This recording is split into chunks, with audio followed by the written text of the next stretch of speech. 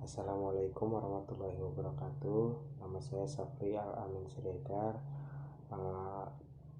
mahasiswa dari Universitas Islam Negeri Sumatera Utara, Fakultas Ekonomi dan Bisnis Islam, jurusan Perbankan Syariah di semester 5. Di sini saya membuat video ini dalam rangka untuk memenuhi tugas dari manajemen pembiayaan bank syariah, di mana tugasnya itu mengulang kembali atau menyampaikan kembali materi-materi yang sudah disampaikan oleh Bapak dosen Syarial Al-Rasyid. Di sini saya akan memulainya. Materi yang pertama itu manajemen pembiayaan bank syariah. Nah, konsep dasar pembiayaan kegiatan utama bank yaitu penggunaan dananya, yaitu yang pertama itu primary reserve, yang kedua secondary reserve, yang ketiga tertiary reserve. Nah, habis itu sumber dana yang itu terbagi tiga. Yang pertama itu sumber dana dari pihak pertama, yaitu berasal dari modal sendiri. Yang kedua itu pihak kedua, yaitu dari modal yang pemilik saham. Yang ketiga itu dari nasabah. Jasa-jasa perbankan itu ada dua. Jasa perbankan dalam negeri itu contohnya seperti transfer SKBDN. Ya, kalau dari luar negeri itu contohnya remittance. Nah, itu contohnya. Habis itu fungsi bank secara umum. Di sini nanti saya juga akan menjelaskan fungsi bank syariah. Di sini saya fungsi bank secara umum dahulu: menghimpun dana dari masyarakat, menyalurkan dananya melalui pembiayaan. Yang ketiga, menyelenggarakan lalu lintas pembiayaan. Nah, habis itu fungsi bank syariah itu sama aja, ada tiga juga tadi. Namun di bank syariah itu bedanya menjalankan fungsi sosial atau SCR, di mana setiap keuntungannya 2,5% itu salah satunya itu dibangun untuk keperluan sosial, seperti membangun masjid, memberikan beasiswa. Nah, di situ setelah kita menabung di bank syariah, kita juga mendapatkan pahala karena keuntungan mereka itu disalurkan kembali untuk orang-orang yang membutuhkan. Nah, tujuan penyaluran pembiayaan bank syariah itu menjalankan fungsi intermediasi, menggerakkan sektor real, dan memperoleh keuntungan. Nah, di sini saya juga menjelaskan definisi pembiayaan.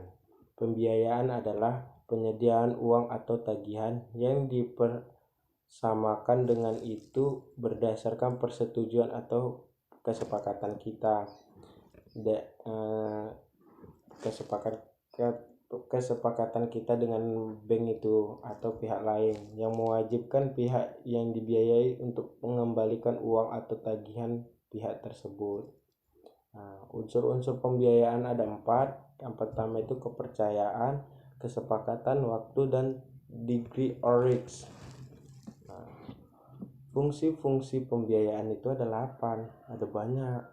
Nah, yang pertama itu meningkatkan daya guna, meningkatkan lalu lintas peredaran uang, meningkatkan daya guna barang, meningkatkan peredaran uang sebagai alat stabilisasi ekonomi, meningkatkan kegairahan usaha, meningkatkan pemerataan pendapat, dan meningkatkan hubungan internasional.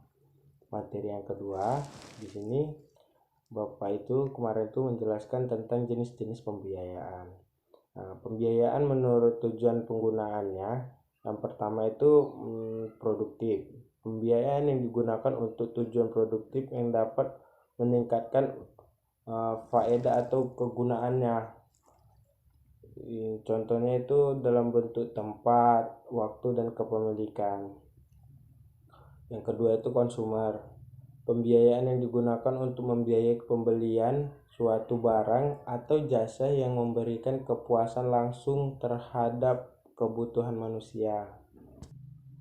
Nah, di sini pembiayaan produktif terbagi dua, yaitu yang pertama itu investasi.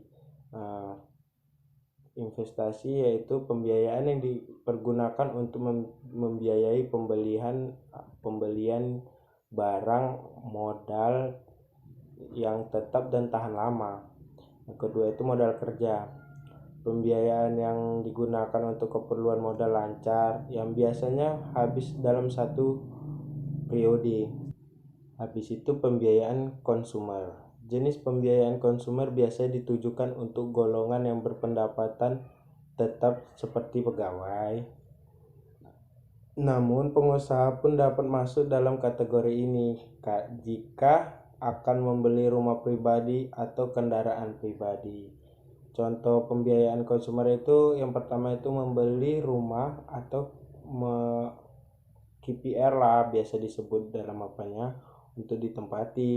Yang kedua pembelian kendaraan atau lebih disingkat KPM untuk pribadi atau kendaraan keluarga juga bisa. Yang ketiga pembelian barang dan jasa yang bersifat multiguna. Pembiayaan menurut bentuknya, yang pertama itu tunai, pembiayaan yang pengurangannya dilakukan tunai ke rekening nasabah. Yang kedua non tunai, pembiayaan yang tidak diuangkan pada saat realisasi pembiayaan yang dilakukan. Nah, pembiayaan non tunai yang umum dikenal dengan di perbankan itu adalah yang pertama itu bank garansi, yaitu penjamin secara tertulis dari bank untuk pembayaran sejumlah nominal kepada nasabah yang ditujukan oleh pihak lain. Ada 3 pihak yang terkait dalam penerbitan bank garansi. Yang pertama itu pihak pemohon bank garansi, yang kedua pihak penerima bank garansi, yang ketiga pihak penjamin. Pembiayaan menurut jangka waktu. Yang pertama itu jangka waktu pendek, menengah, dan panjang. Sedikit saja kalau yang pendek itu pembiayaannya berjangka waktu maksimal itu 1 tahun. Kalau menengah berjangka waktu di atas 1 tahun sampai dengan 3 tahun. Kalau panjang pembiayaan itu waktunya di atas 3 tahun. Pembiayaan menurut segmentasi itu mikro, kecil, menengah, atau komersial, dan yang terakhir korporasi. Materi yang ketiga itu tentang prinsip pemberian pembiayaan. Prinsip evaluasi pembiayaan yang disalurkan harus dijaga kualitasnya sehingga harus dilakukan evaluasi agar risiko pembiayaan dapat diantisipasi sejak awal. Bank juga melakukan penilaian terhadap calon debitur melakukan prinsip 5C, yaitu Citer,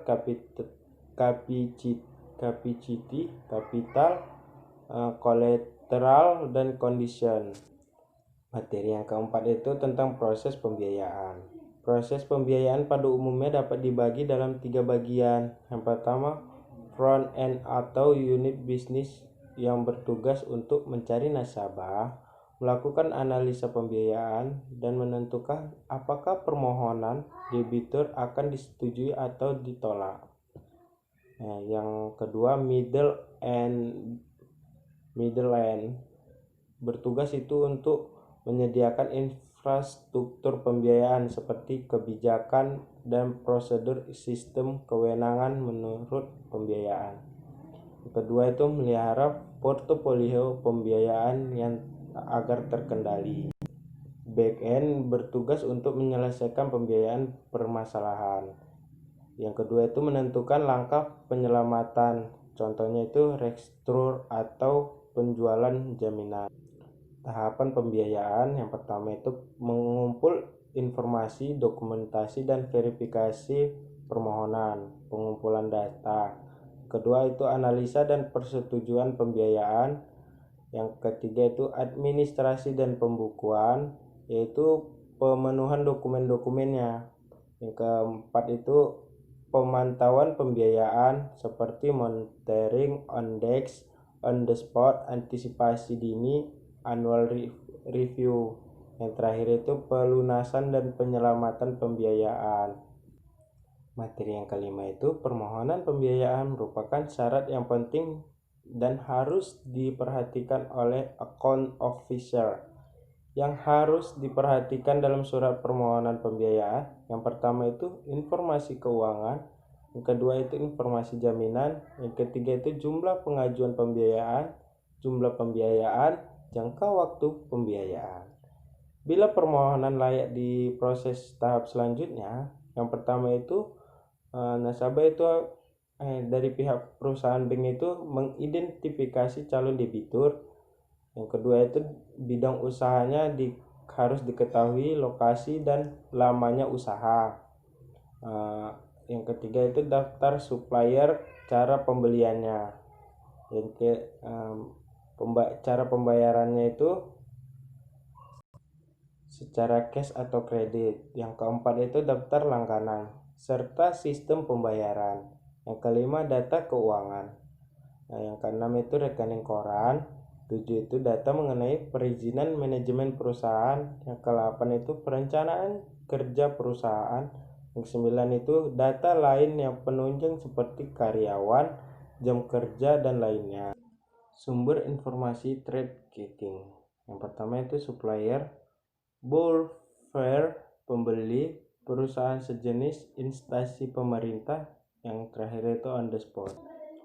Informasi yang dapat diperoleh itu yang pertama omset penjualan atau pembelian produk, yang kedua itu mengkredibilitas produk kurang baik, yang ketiga itu tingkat persaingan yang tajam, yang keempat itu kualitas produk menurun, yang kelima kualitas pembayaran kepada supplier, yang keenam delivery time tidak tepat. Materi selanjutnya itu the beauty of syariah banking. Sebagian besar masyarakat Indonesia masih belum bisa melakukan bank syariah dan bank konvensional. Membedakannya itu memang agak susah. Tadi pembedaannya itu bank syariah itu menyalurkan SCR-nya kepada pihak-pihak yang membutuhkan.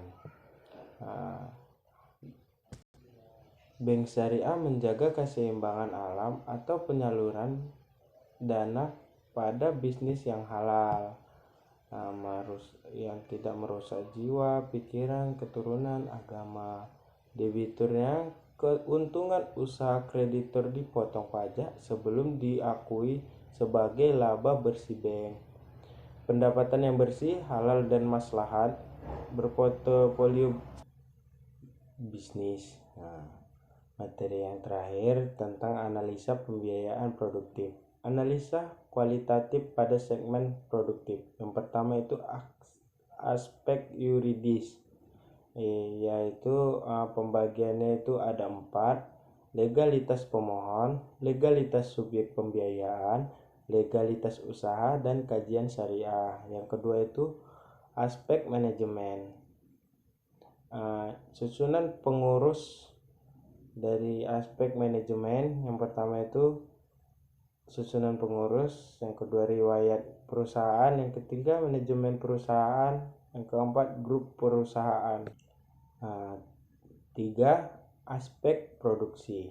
Aspek produksi itu terdiri dari 6 aspek. Yang pertama itu pertimbangan investasi dan lokasi, yang kedua faktor dan proses produksi, yang ketiga realisasi dan rencana produksi, yang keempat AMDAL, yang kelima sumber daya manusia, yang keenam sarana dan prasarana.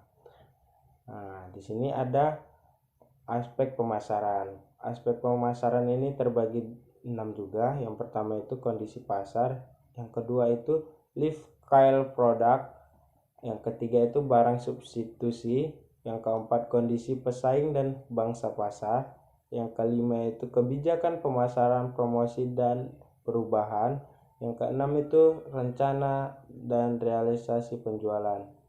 Terakhir itu analisis kuantitatif pada segmentasi produksi. Yang pertama itu ada aspek keuangan dan aspek jaminan asuransi. Aspek keuangannya yang pertama itu laporan keuangan, yaitu tentang laporan-laporan keuangan pada saat berlakunya tahun-tahun sebelumnya. Itu habis itu kan aspek jaminan dan asuransi. jaminan second buyout atau asuransi. Demikian dari materi yang saya sampaikan tadi. Semoga materi tersebut bisa dapat menambah ilmu dalam untuk belajar. Saya di sini sekadar untuk hanya belajar dan masih banyak memiliki kekurangan. Untuk teman-teman yang mempunyai saran bisa di komen di bawah ini. Terima kasih kepada teman-teman yang sudah menonton. Saya ucapkan assalamualaikum warahmatullahi wabarakatuh.